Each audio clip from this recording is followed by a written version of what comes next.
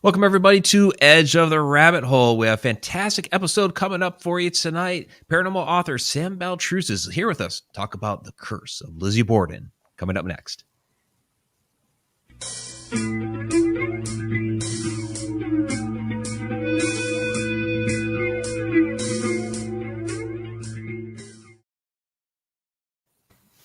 Welcome back, everybody, to Edge of the Rabbit Hole. I'm author and researcher Mike Ricksecker. With me, as always, my co-host is Victoria Munday, and down in the chat room, Alina moderating the chat.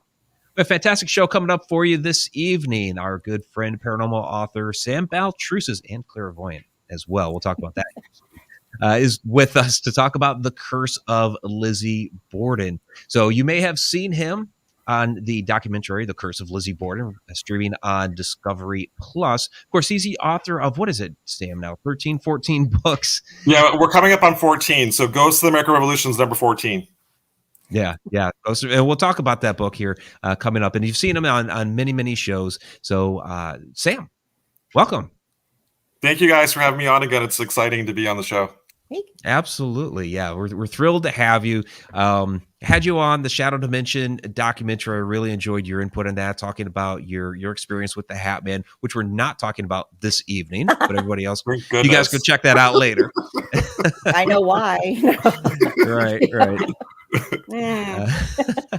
But I want to talk to you a lot about, because this is kind of our Halloween episode this evening, the Curse of Lizzie Borden, which is really an interesting, and I find this extremely fascinating, extremely interesting from your viewpoint, because you actually are related to the Borden family. I am. So not once, but twice. My mother, who is a genealogist just like she decided to do it on when she retired, and she uncovered a lot of family ties that really kind of made my life make sense. The first one was we were related to the Putnam family, who were the major accusers during the Salem witch trials, and I've written 2 books on Salem, and I was a tour guide in Salem for 10 years. But then she dropped another bombshell. She's like, Sam, I think we are related to the Borden family. And I'm like, oh my God, Mom, I can't handle that right now. And then she actually showed me the connector. The connector is Innocent Cornell Borden. And Innocent Cornell was the daughter of Thomas Cornell, who actually was executed for murdering his mother in the 1600s. So yeah, there's more blood in our family line. There's a lot of perpetrators and victims. Wow. Well, yeah, and that was pretty fascinating, because you talked a little bit about that on the television show. And here's the 4 of you for the Curse of Lizzie Borden. You talked about some of that during the show, including Eliza and who was the other one? So Sarah Maria Cornell, she's also a distant cousin. Sarah was a mill girl who, it's a case that I've written about before, where she came from a sort of a prominent family, but she was a mill girl, kind of traveling throughout Massachusetts and Lowell. She was also in Rhode Island, and she was what we believe was murdered by the Reverend Ephraim Avery, who may or may not have been the father of her unborn child. So she was hanged on a stock pole, which is like a collection of rocks, and brutally, what we believe was brutally murdered because she was pregnant. The evidence that was used in the court against Ephraim Avery was a letter that she wrote saying, if I go missing, please reach out to the Reverend Ephraim Avery from Bristol, Rhode Island. And so she kind of foreshadowed her demise. And so I think that case was also the crime of the century in the 1800s. And Sarah Maria Cornell is, in my opinion, still lingering in the afterlife. And I would like to revisit that case as a clairvoyant and as a researcher, to give her some postmortem peace. But he was acquitted too, wasn't he? He was acquitted. Yep. Yeah. Just like Lizzie Borden was acquitted. Just like Lizzie. Yeah. And then with Eliza, that was, now I always thought that the tragic story with her and the children happened on that property, but in the documentary you said it was next door. So it's the property next door? Yeah, so the space that's right next to the Second Street house was so it's not the house, like the house that's currently standing there, but it was on the property. Eliza Borden had 3 children. 2 of them she murdered by throwing them down a well, and then she took her husband Lodwick's straight razor and sliced her neck with it. So Eliza Borden, we thought for many years it was related to postpartum depression, but when I was connecting with her, I got a completely different story. Okay, there's my question. Thanks for the little The segue. pathway. Yeah, the segue. Okay, There you go. when she killed her children, do you think she killed them to keep them away from the demon, the monster she was calling him, or was she like already possessed and taken over, and then she killed him? And also, she threw him in the well. So is the well connected to Lizzie Borden's house? Is that water supply there? All right, so the property, this happened 40 years before the murders that happened in Fall River in 1892. So it was August 4th, 1892, when the Borden murders happened. This Eliza killing her children was 40 years before.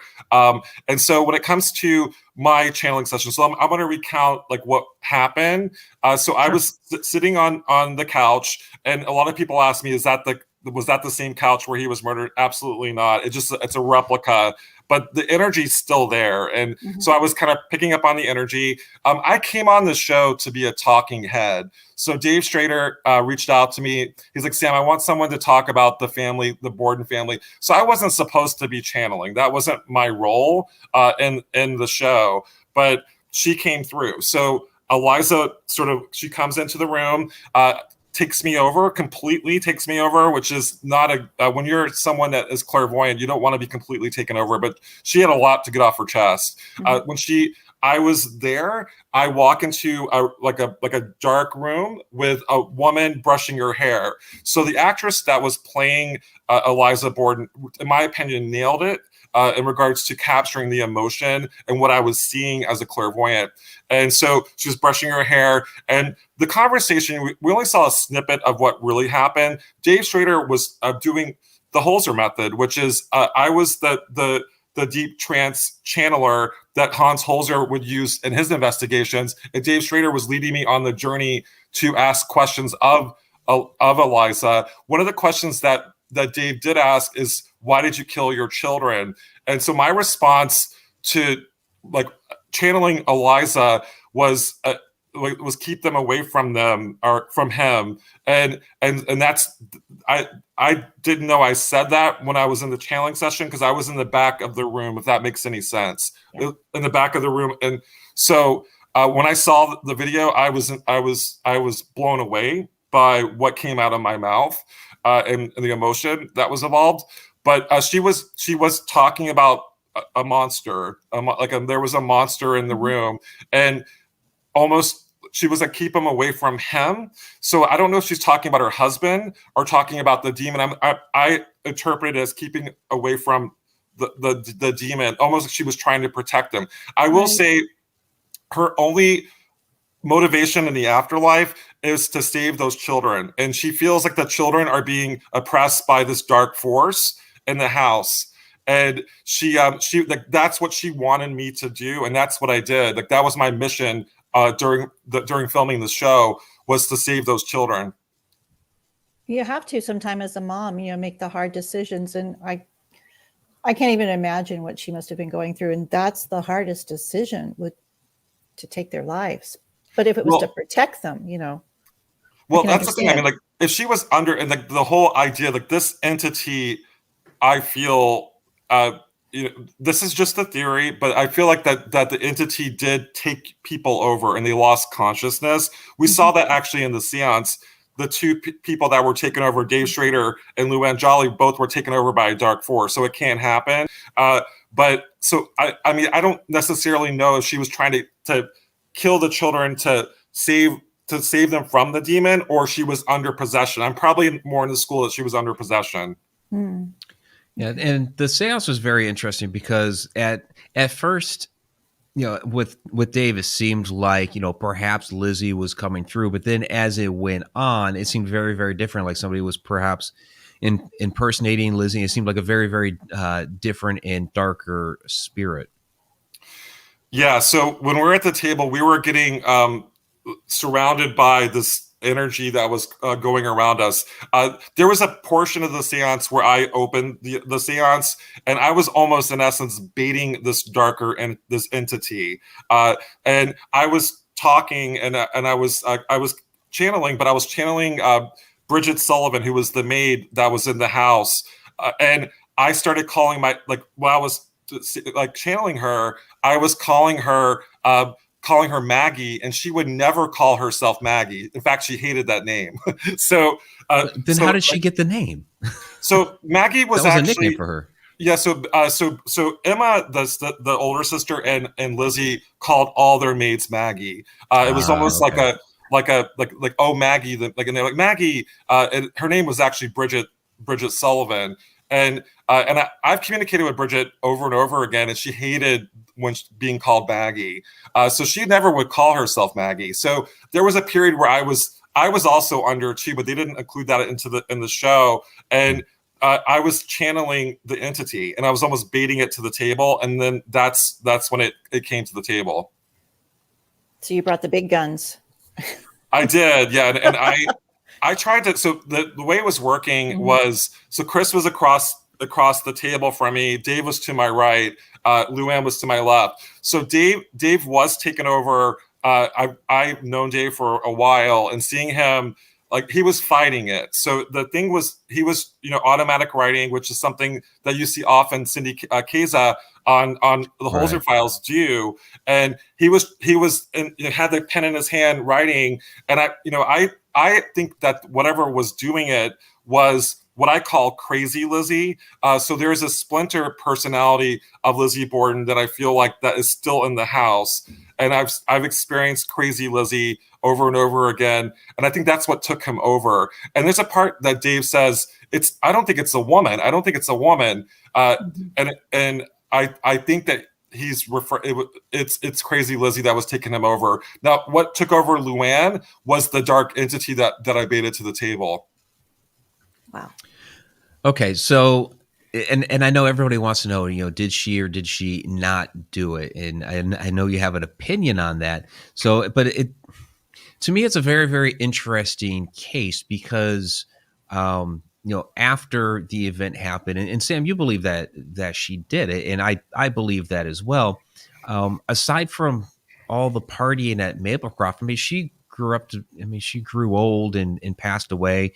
Have a photo of her at Maplecroft with a dog. She seems like I would see this as like somebody's elderly, nice grandmother. So, right, very complicated character in history.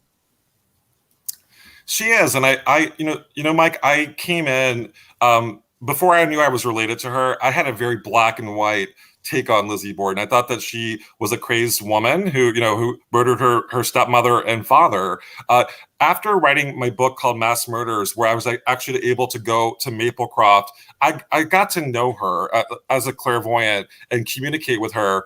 And I feel like that if Lizzie's spirit is at a location, it's not on 2nd Street where the murders took place. It's at Maplecroft. And her puppy that's in her hand right there walked up to me while I was communicating with her, and she said a couple things to me that I will never forget. And she said, call me Elizabeth, and that's the name she took on later in life. She's like, don't ever call me back to that house again. And when I was at the 2nd Street home, I would call her, like, Lizzie, are you here? And a lot of people do that over and over and over again.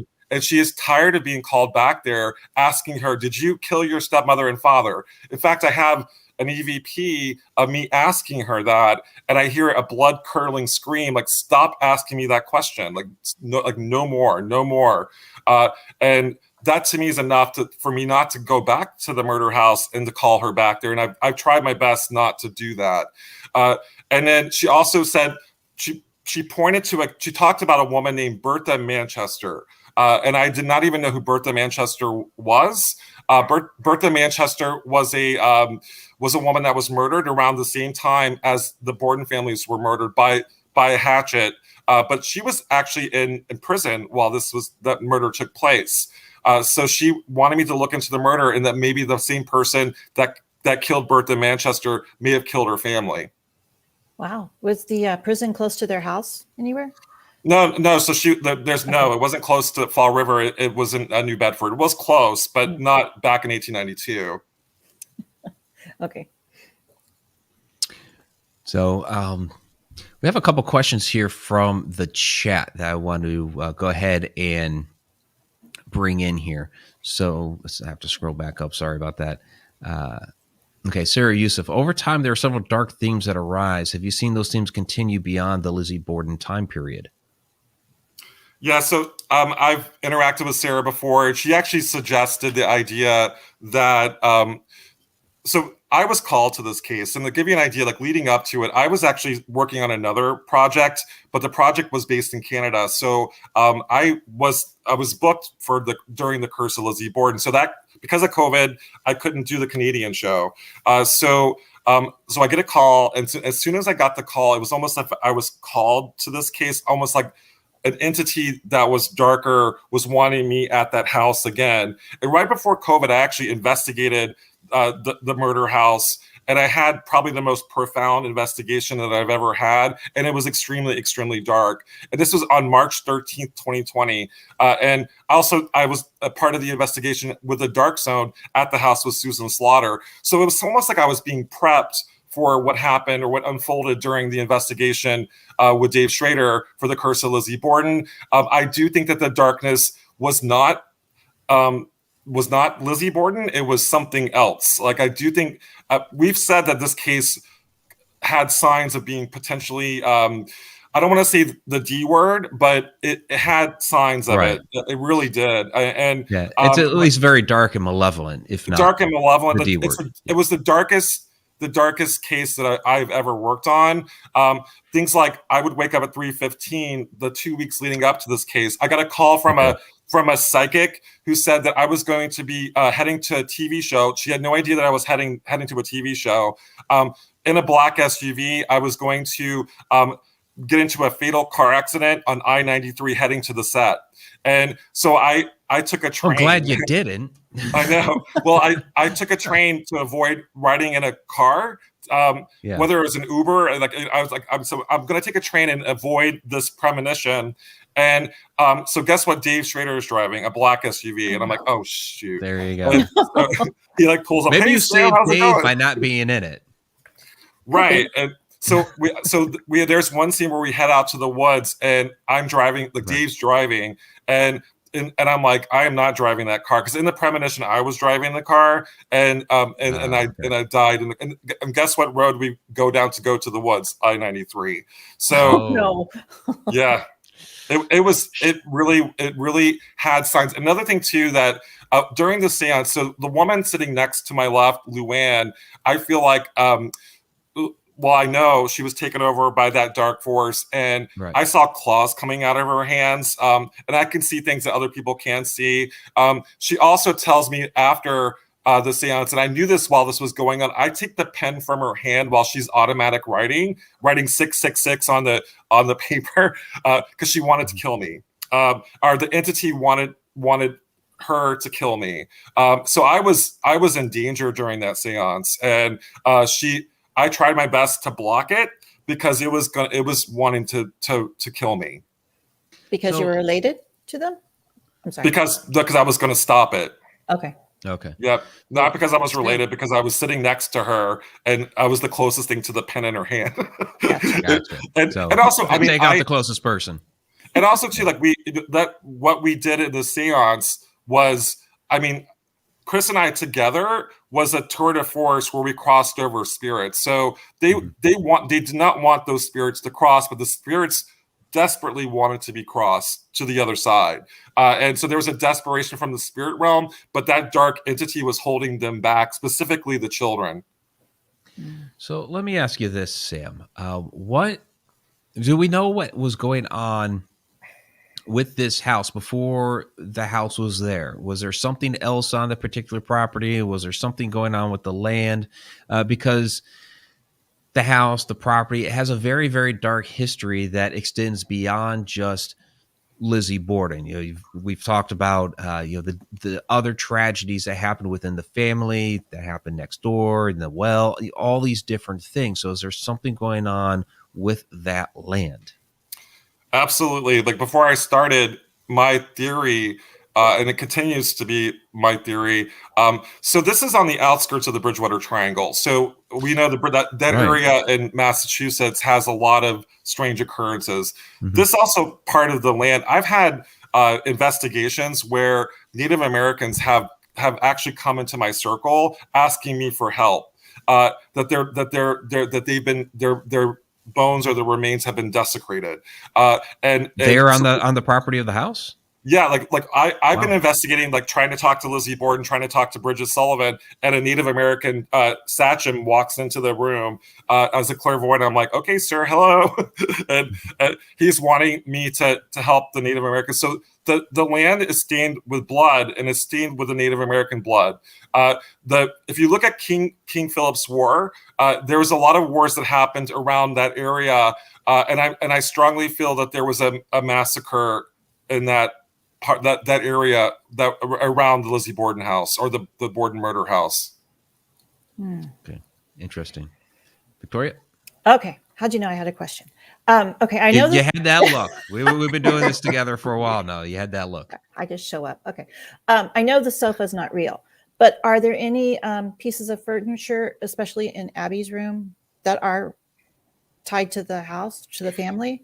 Yeah. So I don't know if you guys know, but I'm a psychometrist. So a lot of the woodwork is original. Also, Lizzie's book collection is her books, so she touched those books, and so I actually would use, and like during the seance, like the producers wanted me to like do what I do as a psychometrist and to read the books, but I there was so much going on, I didn't have time really to do that. But I have done that before, and I have gotten images from the books. So there are objects that are original. There's woodworking, like a molding around the house that's original.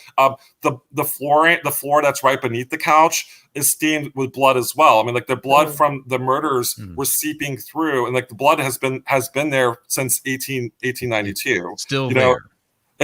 When they actually did a forensic like looking for the blood. I don't know what you call it, where you have the black light and you can see the blood. They found blood in the area where Andrew Borden was killed. Wow. Okay, so that's part A. Number two, I'm sure people have gone there and investigated, and what's a nice way of saying this? They probably don't have the same outlook. Yeah. they're not as nice as we are. Okay. Yeah. Do you think people provoking and trying to trigger, maybe that's, what's the word? Is it tupla or tupla? Tupla? Tulpa are thought form. Yeah. Yep. Okay. Do you think they've actually manifested something there too? Yes. And that has been that's another, and that's something Dave Schrader and I actually talked a lot about off camera. I'm like, Dave was like, Sam, what do you think is going on here? And I'm like, I really think that there is a tulpa, our thought form, because it's been investigated over and over and over again. Right. People have asked, Lizzie, did you kill your father and stepmother?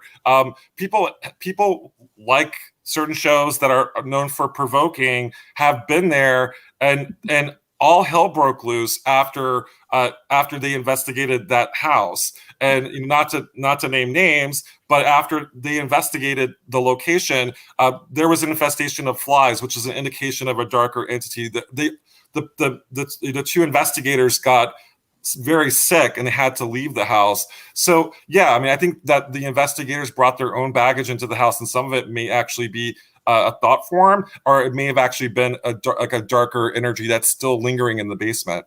Yeah. Is it connected to Eliza's house through water by any chance? Yeah, so that's a good point. So so I will tell you, I had a dream over and over again where I'm getting pinned to the bed, and Bridget Sullivan is showing me in her closet there's a cistern, like a water source that goes down to the basement, and she was showing me that that's where she hid the bloody hatchet.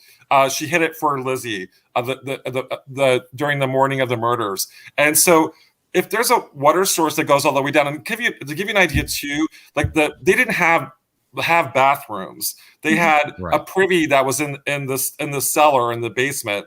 So I do think that there may have been something connected, like a water source. I'm not sure about this, Victoria, but I think that there may have been something connecting the two houses. Yeah, because that would explain a lot.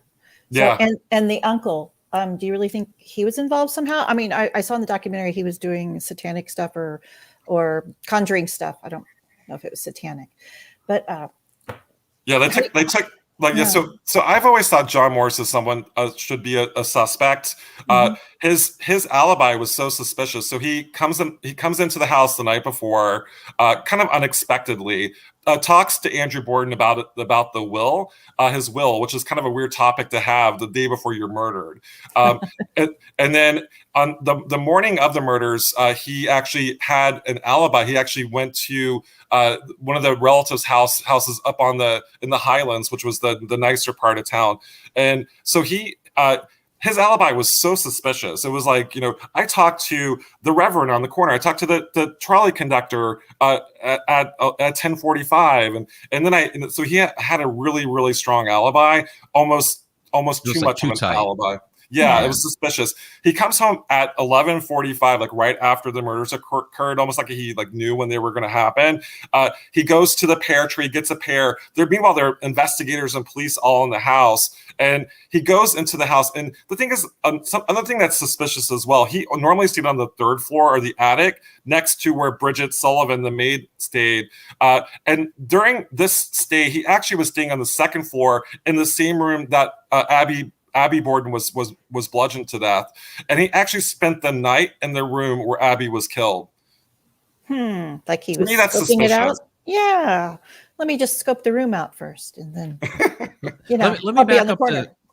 I want to back up to something you said a few minutes back when you're talking about Bridget and Lizzie. You actually said that Bridget was hiding the hatchet for Lizzie in my dream. So I had a recurring dream where I'm getting pinned to the bed, and she's showing me what happened, because I feel like Bridget Sullivan has a lot of guilt in the afterlife associated with what happened in 1892. So you think that, well, at least from this dream, that she was involved basically as an accessory, that Lizzie committed the murder, and then there's Bridget, hiding the evidence. Yeah, and that's what she was showing me in the dream, that she was an accomplice to the murders. And some people actually think she was involved, but there were only two people in the house at the time. Bridget said she was taking a nap when the murders took place, and then at one point she was washing the windows when Abby was killed. Right. And then Lizzie said she was in the barn eating pears. And there was no indication that she was in the barn whatsoever, like no footprints. In her story, because she kept changing her story. At one point, wasn't she supposed to be getting fishing equipment or something like that? Yeah, both of their stories didn't mesh, and it was suspicious. And if they were actually working together, you would think that they would actually talk about their story. They would plan it out. But what I was getting from the dream and from Bridget's spirit is that she walked in, saw what happened, and decided for whatever reason to support Lizzie and to help her hide the weapon, and also to get rid of the blood evidence. Because what's also suspicious, there was no blood. She was not. The documentary had the actress playing her, who was fantastic, by the way, looked just like Lizzie Borden. I thought the actors were great in that. Yeah. And so she, in the recreation, they had her covered in blood. She actually was not covered in blood. She was wearing the blue dress. It was only a speck of blood, and so.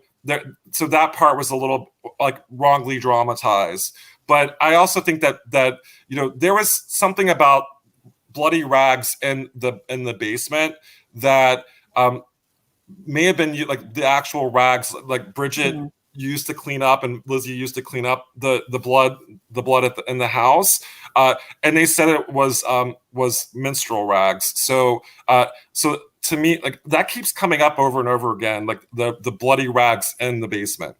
Okay. Point of order here. Okay. If Lisbeth, right? Not Elizabeth. Lisbeth. Okay. If Elizabeth really was abused by her father, and Bridget saw that, perhaps they would I don't want to say be in cahoots, but she would be supportive of her. And I last time when we all talked, you said that there was a man and a woman, or you had the impression that there was a man and a woman, and the woman was actually, or Lisbeth was actually dressed up like a man from the artist's sketch. Is that still a valid point, or have ideas changed a little? I will say that my point of view of Lizzie. So Lisbeth is sort of like the leader in life, but we're talking about the woman that was in the house during the murders. I still call her Lizzie. Okay. So not to kind of, so Lizzie actually was definitely someone who had she. I don't like. I feel like I feel like that. So in the dream, to kind of replay the dream. So in the dream, there was a woman. So it's a black and white dream. She's She's holding a hatchet. There was a man behind her wearing a fedora, and almost like he was like a puppet master. What was the part about me saying about that she may have been a man? I think you had said that you had a dream, or you had an impression that there was a man and a woman involved. Yeah. But there was a sketch artist, and when she drew the man's face, it was really Lizzie's face, dressed like a man. Yeah, and so I've always thought that there may have been some gender identity issues going on with both Bridget and with Lizzie, and I've also suspected that she was a lesbian too, but there's no proof of that she actually was in fact a lesbian. So I was when I first met her or first started investigating her, I'm like, oh, she was this, she was that. That's changed over time. So in my dream, and this is the dream that I had over and over again, was that there was a man and a woman. The woman was holding the hatchet, and there was a man behind her wearing a fedora and kind of like black sunken in eyes, and almost like he was a puppet master. And there was the subtitles that were talking, recounting what was going on. You could see Andrew on the couch, with his head reclined, and I don't actually see the murders, but you can tell it's about to happen. In the bottom of the chyron or the script, it said Diablo did it over and over again, and I would wake up screaming. Oh yeah. And so the devil did it. That's just terrifying. So I, getting to maybe the man was Lizzie. I mean, yeah, there was stuff going on, but she had a relationship with Nance O'Neill later on in life in Maplecroft. She hung out with the theater crowd, and so there's the only people that really would accept her. So her life after the murders, after being acquitted, she was a cause to celeb, but she was in a very negative way. People would throw rocks at her at her house. They would sing that horrible rhyme. Lizzie Borden took an axe, gave her father 40 whacks, that we all know. But imagine being while you're alive, hearing kids say that on the street in front of you. So it was a pretty miserable life. And so, she hung out with a theater crowd, and she kind of had sort of a bubble of friends in the afterlife, and a lot of them were women. I do know that there was a relationship with the chauffeur, and I forget his name, but he was the chauffeur at Maplecroft, and I suspect that she had the hots for him. So, I know that Emma also, I think, may have had a thing for him as well. And I think if you look at their relationship, they had a breakup. So Emma and Lizzie, they separated while they were at Maplecroft. And if you look at sort of the evidence suggests it's related to Mr. Tatro, who is the chauffeur.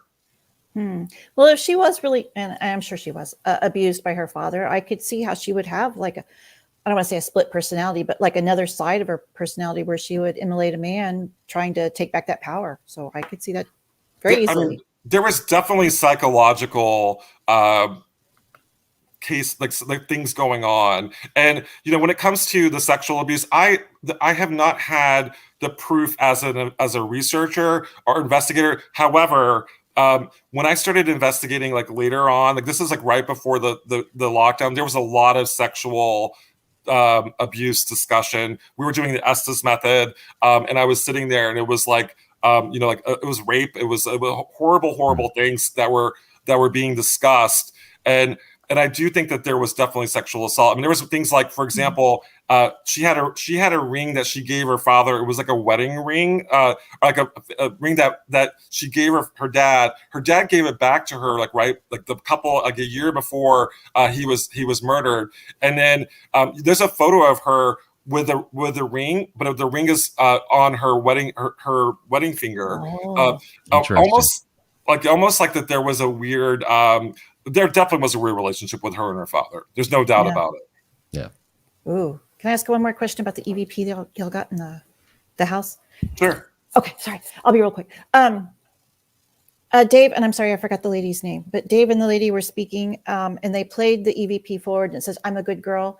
And then she played it backwards, and it said something totally different. When did people start playing EVPs backwards? And do they backmask, or is this just like a one-off? So when it comes to the investigation portion, I wasn't in the house, so I don't know. I don't really know like the playing it forward and playing it backwards.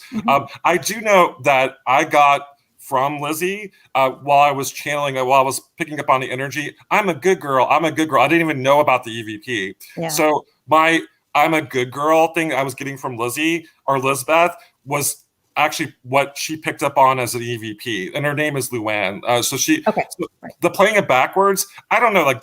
I am an investigator, but I'm really old school. So I'm not like a I don't know. Like I use dowsing rods, and I say what I pick up, but I'm not like playing a EVP forward and backwards. I'm lucky to get an EVP, to be able to turn the on button on my recorder.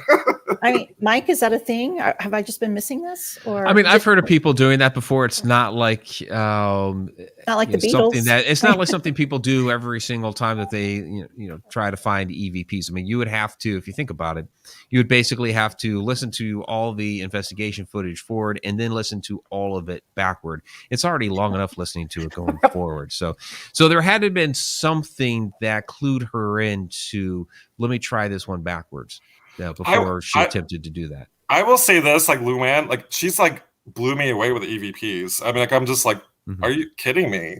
And so some people, but that's the thing. Like when someone is that good, maybe there's something attached to them. Like you can get those EVPs like that. Like maybe there's a darker energy attached to the person, to the investigator.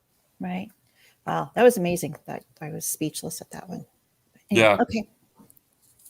I'm done. All right. We have some more questions here from the chat. This one's from our chat moderator, Alina. She asks, Sam, do you feel Lizzie likes having distant relatives visit and know about the case? So I will say that my relationship with Lizbeth, and this is the later in life, this is the one that I'm kind of like in good with. Yes and no. I mean, I feel an affinity toward her. I will say that my interactions with her have been kind of sassy. So she's been kind of like okay, you're like whatever with me. But I personally feel that an obligation, if she's my cousin, to tell her story and to tell her story correctly. What was she? Was she a victim of sexual abuse? Was Andrew a monster like he's been portrayed over and over again and through tours and pop culture? And I want to tell the story as correctly as we possibly can. We may never know for a fact that Lizzie did kill her father and stepmother, but we can paint a more of a picture of her as a person, and I think that she deserves that. Mm-hmm. Definitely. I agree. This one's from Steve. Interesting question here. Has anybody given this case to a today's lawyer? Ask him or her their opinion of what would happen in court today.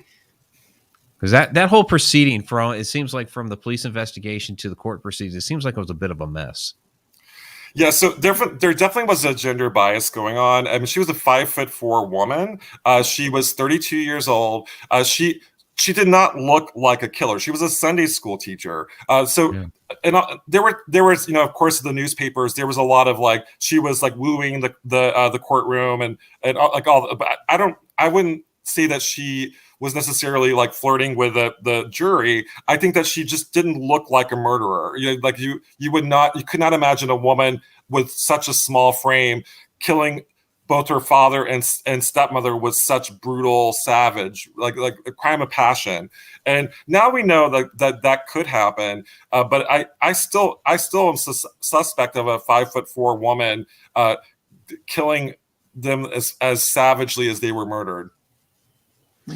Yeah, it's a fascinating case, but I think there's also something to be said. Back during that time, if you had a brutal murder like that in your town, it wasn't just a stain on that particular family; it was a stain on the entire town, the entire community. Right. So there are stories about or at least speculation maybe that the townspeople, they were happy that she was acquitted, but they still believed that she had done it and absolutely disdained her. So because of this black mark now on their community. Yeah, I think also too, if you look at the family lineage, it's a lot of women who either been murdered or been perpetrators. And for example, we have so during the research, and it was like a bombshell. So I'm related to Lizzie Borden and also Innocent Borden and Eliza through marriage through Lodwick Borden, but I'm also related to Eileen Wuornos. And I found that out, she's the killer in Florida who killed a lot of men, and I'm also related to Marilyn Monroe as well. So I do think that there is something going, like they're all women, and I think that there's an idea that women can't commit that kind of crime, and so I think that we see with Eileen Wuornos that they could. Oh yeah, I studied that in psychology. Eileen Wuornos? Yeah. I did part of my thesis on her. So, really? Okay. Yeah. Oh, interesting. Okay. Yeah. Well, I'm related to her, Victoria. Well, if I'd only known, I could have got some quotes. So, Sam, you're related to all these deadly women. Yeah. Is that the curse? I mean, and getting to the word curse, I think curse is a loaded word. I do think that do I think that the family is cursed? It's possible. I mean, if you look at the there's a lot of murder, there's a lot of blood, and they're all. I mean, the fact that we're also related to Eileen Wuornos, I mean, that's crazy to me. And and not related to the Putnam family. So Lizzie's not related to the Bordens are not related to the Putnam family, but I am. So all this like iconic women that are murderers and victims. It kind of blows my mind, to be honest with you. But I also think that I have a role in this, and is to tell their stories and to tell their stories correctly. So I it's my passion to revisit these cases, whether they were like as iconic as the Borden murder case from 1892 or something not as well known like the Sarah Maria Cornell murder with Reverend Ephraim Avery. I mean, I'm more interested in that case than I am really in the Borden murder case, because I feel like that's been done so much. And I want to focus on the ones that have not been focused on, and maybe give them some postmortem peace. So you're the hub, Well, that's a huge responsibility, it's like it is. Yeah, I mean, I kind of feel, and I do feel like getting back to the question about like, does Lizzie like me? I hope she does. I mean, I think that she was tired of me calling her back to the house, and I've been really. She wanted me to tell everybody. She wanted me to say, like, tell them to stop calling me back to this house. And of course, I go with my friends and they're like, Lizzie, are you here? And I'm like, I couldn't really, like honor her wishes, but I personally can, because I have that choice to say, like, you know what, I'm not going to ask you that anymore. I'm not going to bring you back to this house. A lot of people ask me, did she cross during the seance? And she did not cross, but she was in the room. And so she was like looking at us kind of like, oh, these cousin Sam over there trying to, like channel Eliza Borden. But she was looking on. And I will say that she, when we were crossing over the spirits, now there was not just a few spirits that crossed, there were many spirits that crossed. So Chris Fleming and I created these two beams of light going to heaven. She was in the room while this was going on. I feel like that my cousin, Lizzie Borden, participated in the crossing of spirits. And I will say that it was sort of like a gathering of lost souls that have been in the neighborhood. It's not just Borden family members, but it was people that have been either killed or died prematurely in Fall River that were gathered behind us while we were crossing over spirits. And Lizzie was part of that. She was helping, and I'm proud of her. I'm proud of her for helping out during the crossing. Oh, that's fantastic.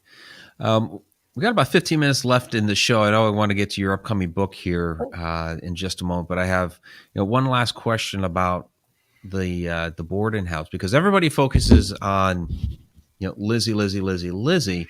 Yeah. Did anybody ever try to reach out to, and have they gotten any feedback from the victims, Andrew and Abby? Yeah, and that's been my passion as an investigator, really, is to focus on the victims. I will say every time that I've connected with Abby Borden, it's been in where she was murdered. So it's in the John Morris room, and it's so emotional when I walk into that room. But yeah, I have connected with Abby. Andrew is often confused. I think that there's a darker energy in the house. Andrew has been contacted as well. I haven't personally contacted him because I get a really negative vibe from Andrew. But yeah, I mean, people have reached out to both Abby and Andrew. And I have a friend who is a historian who actually lived in the house before it became a bed and breakfast. So he's a historian, he's a teacher, and he's also a Lizzie Borden expert. And he says that the house wasn't active while he lived there. If there's any spirit was in the house before it turned into a bed and breakfast, it was Abby Borden and Andrew Borden. So Lizzie wasn't in that house before it came a bed and breakfast and investigated night after night after night. Gotcha. Okay. Appreciate that. All right, let's get into your new book that's coming out. Now, this is your 14th. I think we established that at the beginning of the show. Yeah. Oh, you got to do it here. I do, but go ahead. You can put it up there. Yeah. The Ghosts of the American Revolution. So tell us a little bit about the upcoming book and where people can find it. So Ghosts of the American Revolution is it's a labor of love that has been taking 2 years to finally see it published. So I finished it right before the lockdown. So I was at the Lizzie Borden Bed and Breakfast launching my book called Mass Murders. On the March 15th is when I turned in the manuscript for Ghosts of the American Revolution. It was supposed to be published last year, but it's taken almost 2 years to publish this book because of the COVID lockdown. My publisher closed for about 8 months or so, wow. And it kind of hindered the process. So the effort it's taken to get this published is it's like a marathon, but I'm really grateful to finally get it published. What is it about? Well, oddly, it's prophetic of what happened during 2020. Really. I wanted to get it published because if you think back to February of 2020, it wasn't as political and polarized and crazy as it turned out to be definitely during the presidential election and all the chaos that was happening. So I really oddly tapped into what was about to happen in 2020 in the book, and I wanted it published. Look, I talked about this, and it actually happened during the American Revolution. So I felt like that history was repeating itself, and that was featured in my book. Now in hindsight, it's also a great travel. So I communicate with people like Benjamin Franklin. I go follow his steps throughout Philadelphia, and I'm trying to talk to his spirit. I ended up actually communicating with what I think has been Benjamin Franklin's spirit at what was his former house. And I was looking into the foundation, below, and there was what looks like the remnants of a privy, which is a toilet. And I was looking in, and I hear a voice behind me and say, "That's where George Washington relieved himself." And I'm like, what? And I turned around, and there was nobody there. So there was no one there to see it. And I know that Benjamin Franklin has a potty mouth. So I do think that was Ben Franklin kind of chiming in to the situation. And I've also really focused on people that normally don't get the spotlight, like Peter Salem, who's an African-American soldier who valiantly fought during the American Revolutionary War, like Mary Washington. Mary Washington is the mother of George Washington. He always gets all the praise, and as does his wife, Martha. But what about the mother? The mother actually formed the man that became our first president. And so you've been down to the Mary Washington house? Well, I'm actually doing a book signing at the Mary Washington House. I've never been down. I talked to Michelle Hamilton for the book. Yes. She's great. But I'm actually going to do a book signing at the Mary Washington House on November 13th. I'm doing a book signing there. Oh, cool. Fantastic. Yeah, you'll love the house, Sam. It's fantastic. Yeah, Michelle's wonderful too. So. Do you do astrology? Because the planets and the stars are in the same place right now that they were in 1776. Hello. Oh, really? There you go. Yes, well, a good sign. Maybe that's why you had to wait. Yeah, well, that's the thing though. Like, I really felt like history was repeating itself, and like I'm like, oh my god, like I was like a playbook. But like Ghosts of the American Revolution was like a playbook of what happened in 2020. And if you looked at what was going on, and I'm like. And like the protests and like the tumult that was happening throughout the country, it's happened before. Mm-hmm. Yeah, absolutely. So, what do you have on tap? Obviously, the new book. What else do you have coming up here? We're winding down with 2021. It seems like the year's flown by. Just saw you at Mass Paracon, but what do you have coming up? Yeah, so so because I was planning on going to the Warrens Paracon this week, and unfortunately I'm not able to go because of a family emergency.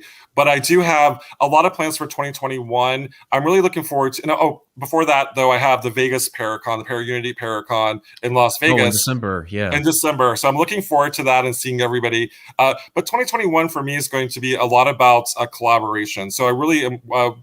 Looking forward to working with people like Richard Estep, who's my good friend, on possibly writing a book together. I'm also looking at, so I'm a producer now for the TV show Hauntings. So I just finished working on season 11 of the TV show, and also doing more work as a producer, as opposed to being the guy in front of the camera. Let's rephrase it. I don't love being in front of the camera. I actually don't like it at all, but I love being part of storytelling and also doing a good documentary. So the goal is really to do more behind the camera work in 2021 and less in front of the camera. You'll have more fun. But are we going to see you in front of the camera a little bit? Yeah. Yes, you will. Yay. Can you tell us what? I can't tell you, but a couple of shows and a documentary. Figured. And so also too, like as a producer, like I could always go, I'm going to put myself on the show. I will not do that. I will not. I will not I think I should be on television, and that to me is a sign. Like everyone's like, people think that people want to be on television, or they ask me how to get on television. My advice to them is I don't really want to be on TV. People keep asking me to be on shows. So I really focus on just doing the research, writing the books, and I do my thing. And if a camera happens to be following me, so be it. That's something that I can do TV, but it's not my passion. Okay, can I ask you one question because it just popped in my head? Sure. Aren't you doing a cruise next year? Oh, I am. Yeah. So I'm doing a cruise. That's way in the future, but you have to start paying for it now. But I know, right? But you're going through the Bermuda Triangle. Hello. I know. So it's called the Wicked Salem Cruise, and it's going to be with Dave Schrader, and James Anito, Richard Estep has just been added, and my friend Dina Mason, who is a high priestess witch. We're going to really focus on the witch trials in Salem. So we're going to do a pre-investigation on the U.S. of Salem, and Mike was just there at the Mass Paracon, and we're also going to have a day trip in Salem, Massachusetts. But what we're really going to focus on are the witch trials, not only in Salem but also in England. Richard Estep is actually he's written a book on the witch trials in England, and we're also going to focus on the witch trials in Bermuda. So this is something that happened all over the world, and so it's going to be focused on the witch trials, and we'll of course talk about the Bermuda Triangle too. but aren't you? Well, you have to if you're sailing through it. I mean, all these paranormal people, and y'all are going through the Bermuda Triangle. Don't you want to go around? Well, the thing is, I mean, personally, I think that we're going to be okay. I think we're going to be okay. Cruise ships go through it all the time. All the time. With a bunch of paranormal people? I don't think so. No. Well, I mean, knowing my luck, I mean, something will happen. I don't know, but not to jinx it or anything. But I do think that the cruise definitely will attract more of a spirited crowd, and perhaps maybe we'll have spirits show up or something. But hopefully nothing really bad. No, I think it'll be fun though. Yeah, you have quite a connection to Salem as well. Yeah, so I mean, in addition to being related to the Putnam family, and that's the thing, like the producers of Curse of Lizzie Borden wanted for it to be tied, for the Bordens to be tied to the Putnams, and they actually aren't. So there's another relative that connects me to the Putnams. But yeah, so I've written 2 books called Wicked Salem, and my other book was called Ghosts of Salem, and I was a tour guide there for almost 10 years. So I know Salem like the back of my hand, and I know all the hot spots. When people visit Salem, which they always do, like decide to do it in October, they're like, where should I go? Where should I investigate? And for me, really, Salem is not an investigation friendly place, and especially like during October. But there, like for me, I recommend like locations to visit for sure, and there's a lot to do there. Sounds fun. Yeah, I mean, it seems very touristy at this point. I mean, it's still a very historic town, but this time of year it seems to get really, really jam packed. So I don't know how you'd be able to get a EVP without contamination. Well, I'll tell you, like, I mean, like, I literally get like 5 to 10 like Facebook messages saying, "Sam, can you take me on a tour in Salem? Sam, like, where should I go to investigate? Sam," and like it's always in October, and I try to make a general post for people to kind of give them some pointers. I'm like, read my books first, but also too, like, don't go in October, go in November, go in December. It's like so much better. And you can actually, use your recorder and do it, try to get an EVP in the cemetery, which is where I recommend, because you can actually access the cemeteries, specifically Howard Street Cemetery. So that's where I send people generally, or the Hawthorne Hotel. Okay. Very cool. Very cool. Victoria, you look like you want to say something. I have some time off. No. Like, Sam, I want to go to Salem. I was like, Well, Victoria, you should go on the Wicked Salem cruise, and we should go to and like we can do a day trip. And also too, with the cruise, if you don't want to actually take the cruise, we do have options where you can just do the day trip in Salem, or just do the day trip on the U.S. to Salem. Because I know some people are not cruise people, and yeah, right. But they want the information, so we're going to set up something where you can just do the day trip in Salem. I'm planning. What exactly is that? So it's November of 2022. So it's a little bit more than a year away. Yeah, but the signups are available now. Yeah, so you go to wickedsalemcruise.com. Okay. It sounds fun. I plan on being financially independent, so I can just run around and do things like this. So I'm there.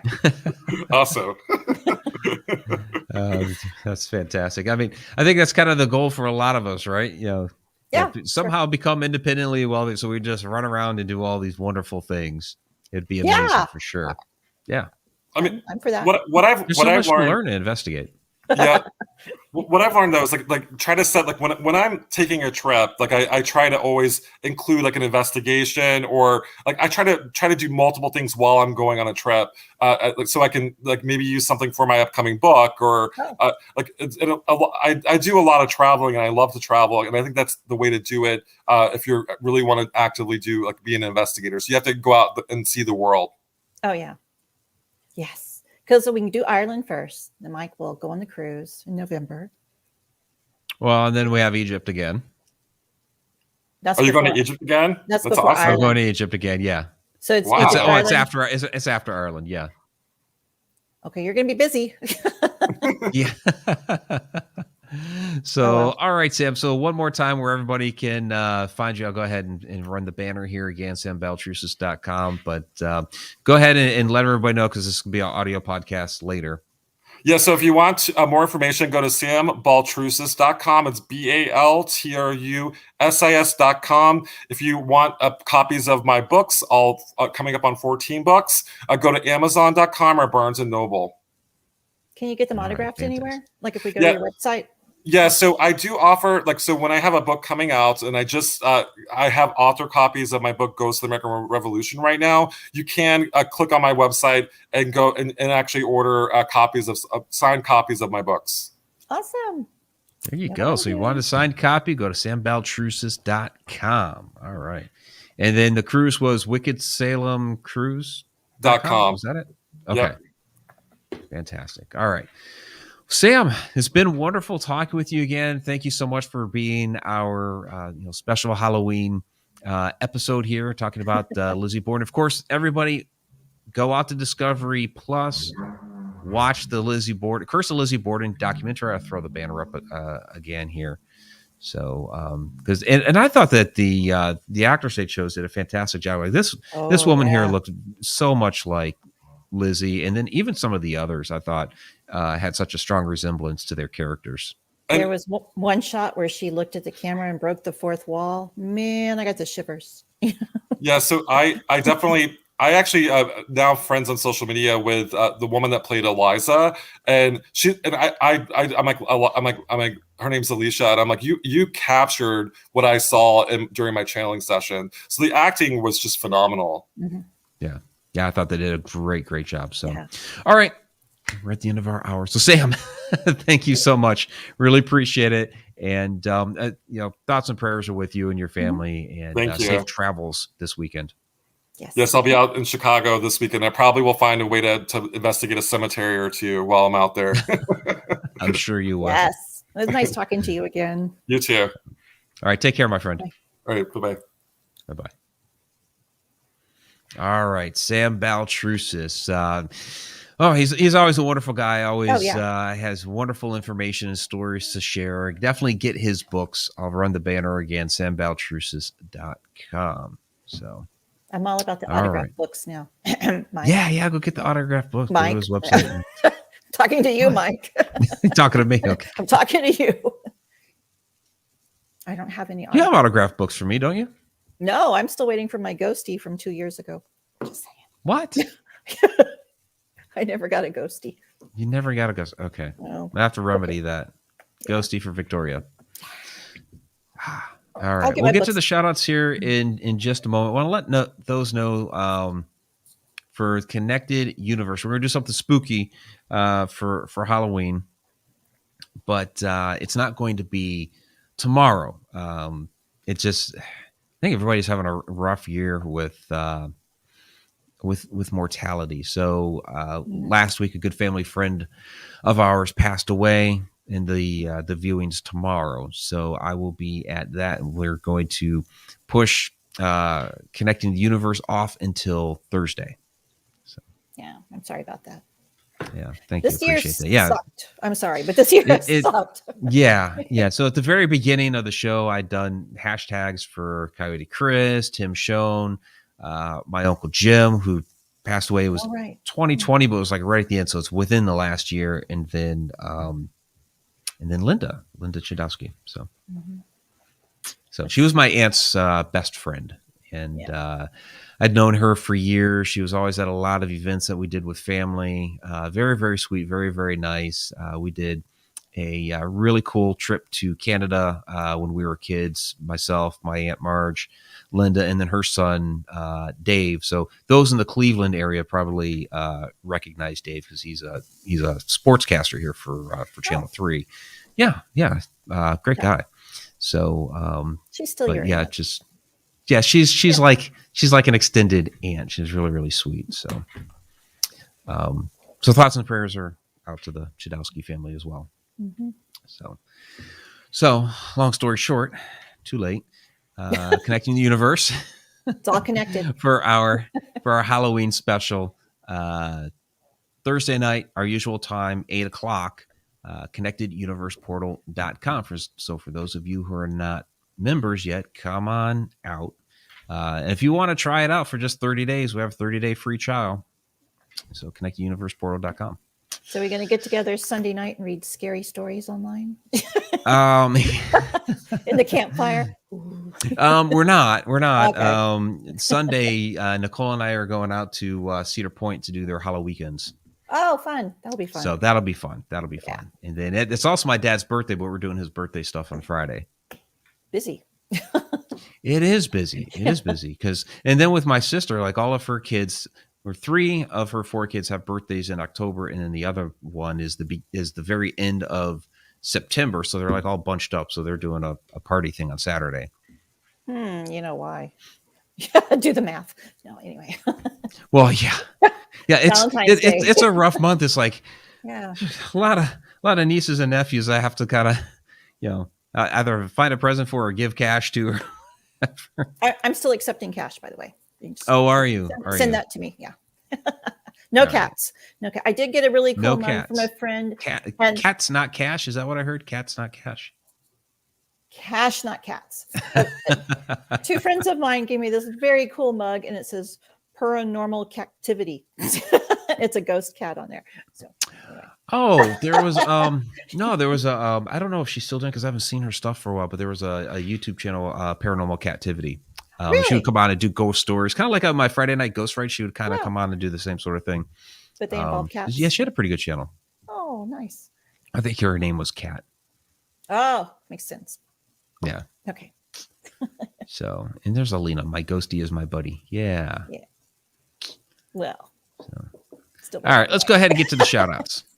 Okay. So, and Steve is asking, connecting universe. So I'll put the banner up here. It's connecting the universe. We have a secret handshake. Just kidding.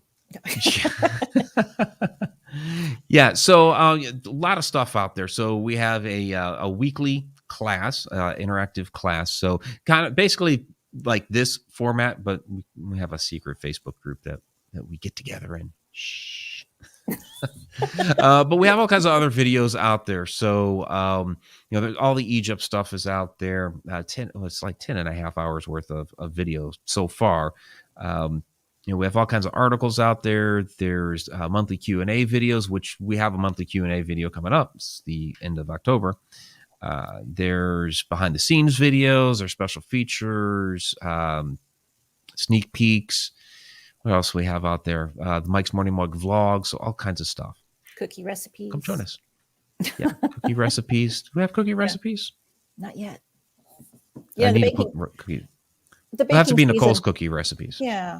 Well, we can't bake until it gets under 70, and it's still hot here. So. Oh, okay. No baking yet. No, we're doing a lot of baking now because it's heating up the house. Oh God! No, just come down here. It's still in the 90s. So. All right.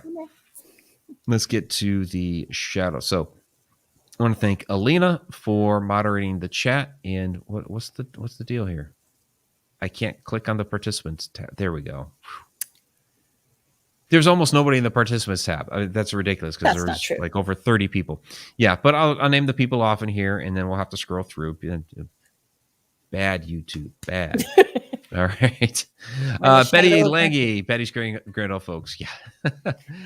It's Kathy Salento. Thanks for joining us once again. Mary Haygood. As always, Stanton's Journeys. That's Christopher Stanton. Check out his stuff on YouTube as well. Yes. Because he has a lot of great like abandoned places videos, and his Instagram's got a lot of great photos and everything. And Steve Humphrey. So that's the participants tab. So now we're going to have to scroll back through because we had Haunted Road Media's Fairy Queen. Diane Hilbert was in the house. Bill was there. Bill Prack was in the house. We had Helen Espinoza. She was there. Seek Pierce. Lynn Dorman. Oh, Lynn Dorman. Okay. Lynn was in the house. Okay. Mr. Cumin was here. Thayer. Good to see you. Scrolling up, Sarah Falvey. Yeah, that's Sarah Jane. Great to see you, Sarah. EEQQ was here. Thank you. Adam Tiller lurking down there. Samantha M, thanks for joining us tonight. Aaron Bush, thanks for joining us. So she was recently connected through Andrea Perron's show. So thank you, Aaron. Yeah.